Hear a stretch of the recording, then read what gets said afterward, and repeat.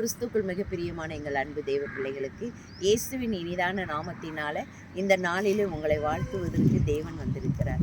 தேவனுடைய வார்த்தை இந்த நாளில் உங்களோடு பேசுவதற்காக ஒரு வார்த்தையை எடுத்திருக்கேன். ஆவியானவர் உங்களோட இந்த நாளில் பேச போகிறாங்க. இங்கே பாருங்கள், எவ்வளோ அழகான மலைப்பகுதியில் நின்று பேசுவதற்கு தேவன் கிருபை செய்திருக்கிறார். அதற்காக நான் கர்த்தரை நன்றியோடு துதிக்கிறேன். அவர் ஒரு வார்த்தையும் கொடுத்திருக்கிறார். ஏசாயா 54:10 மலைகள் விலகினாலும் பர்வதங்கள் நிலை பெயர்ந்தாலும் என் கிருபை உன்னை விட்டு விலகுவதில்லை. என் கிருபை உன்னை விட்டு விலகுவதில்லை. எல்லாம் உன்னை விட்டு விலகி போயிருந்திருக்கலாம்.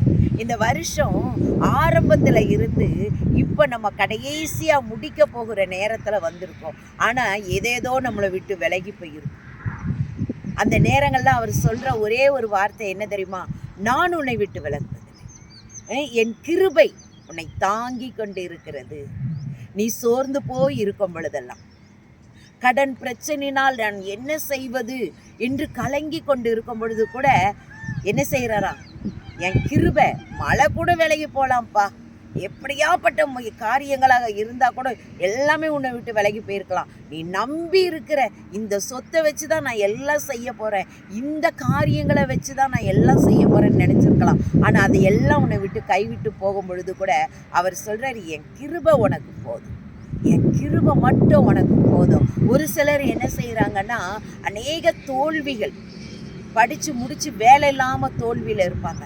வியாதினால பணங்களை பூரா செலவழித்து விடுதலை கிடைக்க முடியாதபடி விடுதலை இல்லாமல் தோல்வியினால் இருந்திருப்பாங்க. ஆனால் சொல்கிறாரு, அதெல்லாம் உன்னை விட்டு விலகி இருந்தால் கூட என் கிருபை உன்னை விட்டு விலகி, என் கிருபை உன்னை விட்டு விலகி அப்படிங்கிறாங்க. ஒரு சிலர் வீட்டில் பார்த்தீங்கன்னா, திருமணம் ஆகாமல் அநேக வாலிப பிள்ளைகள், வாலிப பையன்களை வைத்துக்கொண்டு அலைந்து திரிந்து கொண்டு இருப்பாங்க. என்னை விட்டு எதுவுமே என் கைக்கு வரலையேன்னு அவர் சொல்லுகிறார்.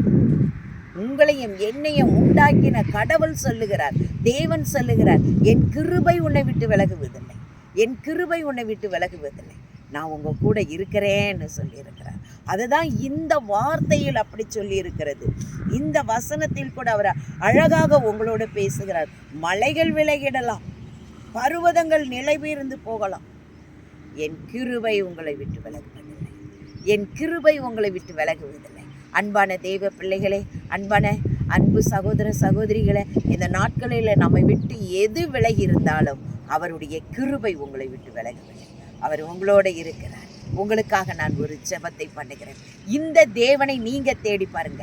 அநேக வேளைகளில் நாங்கள் நம்பின காரியங்கள் எல்லாம் எங்களை விட்டு விலகி இருக்கோம். ஆனால் அவருடைய கிருபை இந்த இடத்துல உங்களோடு நின்று பேசுவதற்கு தேவன் கிருபை செய்திருக்கிறார். அதே கிருபை உங்களையும் ஆசீர்வதிப்பதற்கு நீங்கள் அவர்களை தேடினால் நிச்சயமாய் அவர்களை கண்டடைவீர்கள். உங்களுக்காக ஒரு ஜெபத்தை பண்ணுகிறேன். எங்கள் அன்பு தேவனே, உமக்கு சோதரிக்கிறோம் ஐயா. நீங்கள் சொன்ன வார்த்தையின்படி எல்லாம் உன்னை விட்டு விலகி இருந்தாலும் என் கிருபை உன்னை விட்டு விலகுவதில்லை.